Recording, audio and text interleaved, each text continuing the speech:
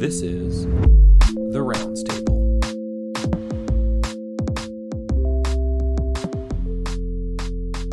Welcome back, listeners. This is a solo episode, and I'm going to be covering a throwback article, in particular, Dexamethasone in adults with bacterial meningitis, published in New England Journal of Medicine in 2002, before many listeners were probably even born. I thought this throwback would be helpful because, as a staff physician, it's nice to kind of get these refreshers, reminders on, what is the evidence to support insert any drug for whichever condition? And we know that rates of bacterial meningitis are falling, especially in older adults, partially related to vaccinations against strep pneumo. So because we see it less and less frequently, I thought, let's do a bit of a refresher.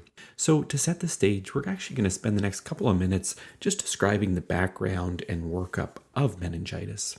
So there's a JAMA rational clinical exam, and it demonstrated that there are certain findings that can be helpful to rule out bacterial meningitis. So absence of fever, 87% sensitive, absence of neck stiffness, 80% sensitive, absence of altered mental status, 70% sensitive. However, subsequent data have shown that even among patients that have none of those three things, that alone isn't always sufficient to rule out meningitis. We also teach medical students about physical exam maneuvers like jolt accentuation, Koenig, Brzezinski. I think as more time passes, I'm becoming a little bit skeptical of how useful are these really to rule it in or rule it out. And over time, my mantra has kind of been, if in doubt, do an LP. If the diagnosis is circulating in your brain, you should probably just do an LP.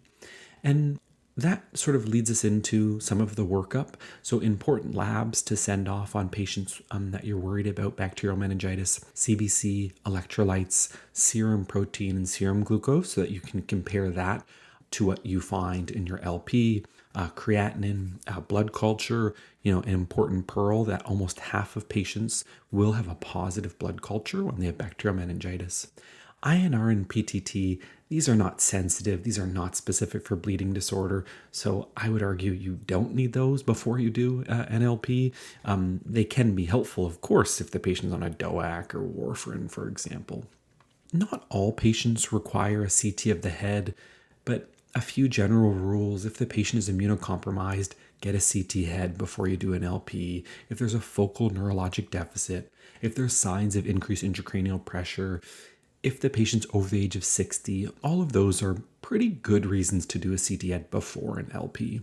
After you've performed the LP, what you want to send it off for is cell count and differential, gram stain, culture, protein, glucose, and there are some more special tests like a PCR multiplex, but I think that's too much information for right now.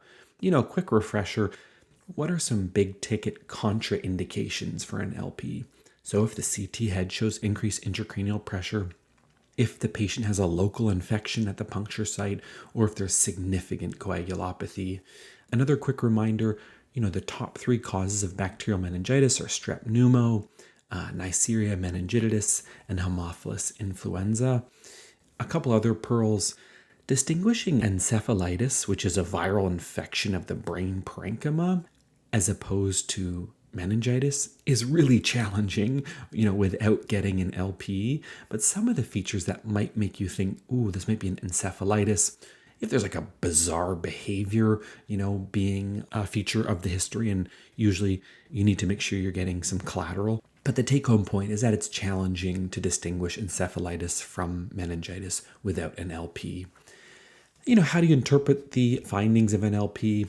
Maybe this is old news for our listeners, but a really quick refresher. You're thinking, geez, could this be a bacterial meningitis if, say, the cell count, the white blood cells are between 100 and 10,000.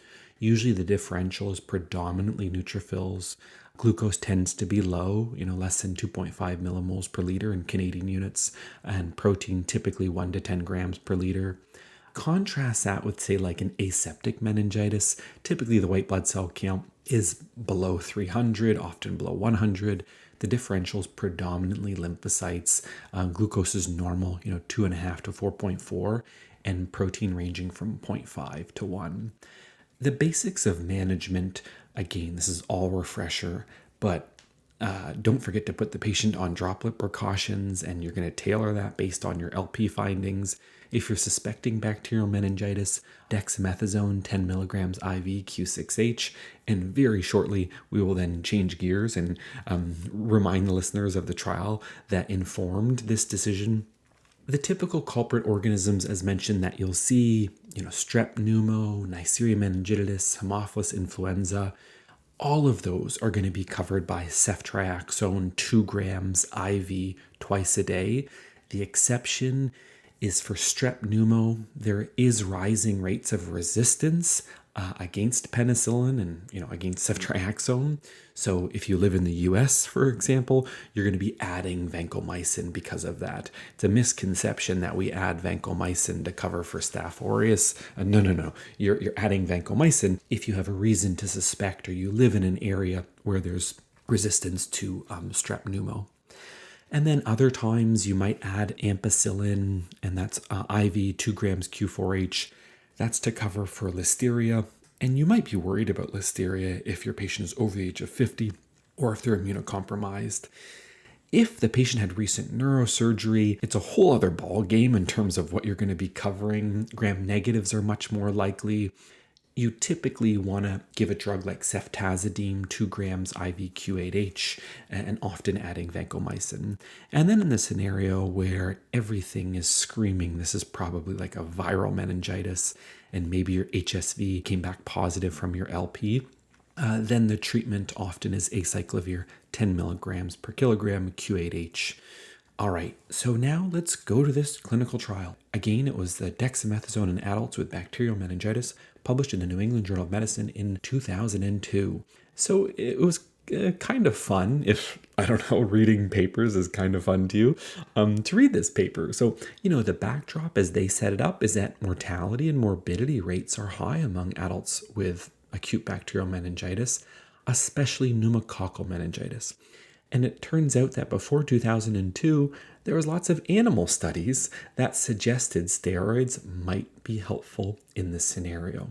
So the authors went ahead and did a double-blind, placebo-controlled, multi-center trial, and they included adults with bacterial meningitis. They were randomized to dexamethasone 10 milligrams or placebo, and that was administered 15 to 20 minutes before or with the first dose of antibiotics and given every 6 hours for 4 days. So that's why currently in practice we say to give dexamethasone with or before. That's what they did in this trial. Their primary outcome was the Glasgow Outcome Scale, not the Glasgow Coma Scale. I had never heard of the Glasgow Outcome Scale, and it was measured at 8 weeks. Here's the basics of what this scale looks like. A score of 1 is death. A score of 2 is if the patient is in a vegetative state. A score of 3 is severe disability. A score of 4 is moderate disability. And a score of 5 is mild or no disability. So they included 301 patients who were randomized. That alone, I'm just like, back in 2002, it was way easier to get a clinical trial published in the New England Journal of Medicine. There's no way they would have published this nowadays if you only had 300 patients. But anyway, the included patients' average age was 44. That's like pediatric by my GIM standards. 80% were male. The median GCS was 12 out of 15. 35% had strep pneumo. 30% had Neisseria meningitidis. And the average white blood cell count from the LP was 8,000. So again, just a reminder of what an LP looks like when you have somebody who has bacterial meningitis, and 50% of patients had a positive blood culture. So for their primary outcome, where they're looking at unfavorable outcomes using that Glasgow Outcome Scale, and they defined unfavorable as being a score of 1 to 4. And again, reminder, 1 was death, 4 was moderate disability, and 5 was mild or no disability. So treatment with dexamethasone was associated with a marked reduction in the risk of an unfavorable outcome, relative risk of 0.6, so said differently, like a 40% reduction in the relative risk of this bad outcome. As a secondary outcome, they looked at mortality and they observed a 50% reduction in mortality on the relative risk scale with dexamethasone compared to placebo. Any other findings they found? That was kind of like the meat of the paper, I guess. They did look at a subset of individuals and they found that, among patients with pneumococcal meningitis in particular, the results were even more impressive. But this is a small clinical trial, so you got to be very careful when you're doing secondary analyses. But yeah, there you have it. This is the reason why we give dexamethasone to adults with bacterial meningitis. I hope you found this throwback edition helpful. If you didn't, please let me know. We're always looking for feedback, especially as we try to grow our listenership and our audience. All right, that's it for today. Stay well, and until next time. The Rounds Table is hosted online at medicinepods.com, your one-stop source for comprehensive internal medicine education and evidence-based medicine resources. We can also be found on all of your favorite streaming services. You can also follow us on Instagram, LinkedIn, and X.